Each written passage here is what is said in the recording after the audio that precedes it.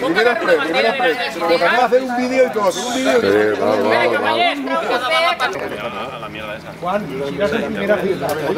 Bueno, esteu passant mal, no? Molt mal. Estem ja des de Nadal, quasi sense veure cada gallet. Estem 150 dies del salari que mos deu, que ja estos dies estem perdent, no anem a cobrar-los perquè el fons salarial ja no mos cobrís i la situació familiar de tots els treballadors d'ací ja és crítica. I aquests dos empresaris, Charles Sou i José Vicente Esteve Antonino, s'estan burlant de tots nosaltres. I ja estem arribant a un moment que ja no podem més. Ja hem fet aquesta huelga indefinida hasta o que tanquen i mos envien tots al paro i podem cobrar del paro o que vinga un altre o que el jutge li la lleve. I que vingui un altre que vulguin ficar un poquet de diners i esto tirar avant. Perquè aquesta empresa té futur. Lo malo que els dos empresaris que tenim són els que han portat aquesta empresa a la ruïna.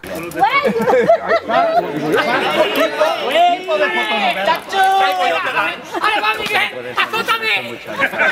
Colombiano. Esta me va a ganar igual que me acabar allí. Se está ambientando más pedo. Que molesta el coche que el lleve. No la vaig acabar. ¿Es un anac? Sí, creo que sí. ¿Es un anac? No. Yo sí, Steve. Va para allá que pase por esa casa y que...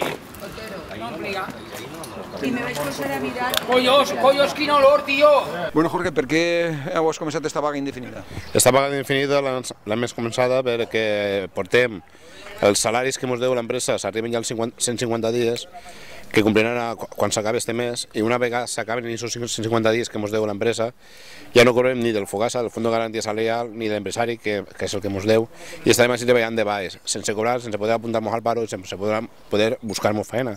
Entonces, el que realment volem és que o ens pague per cortar la deuda o que tanque portes i ens envia al paro i poder començar a reorganitzar-nos la vida, no com estem ara.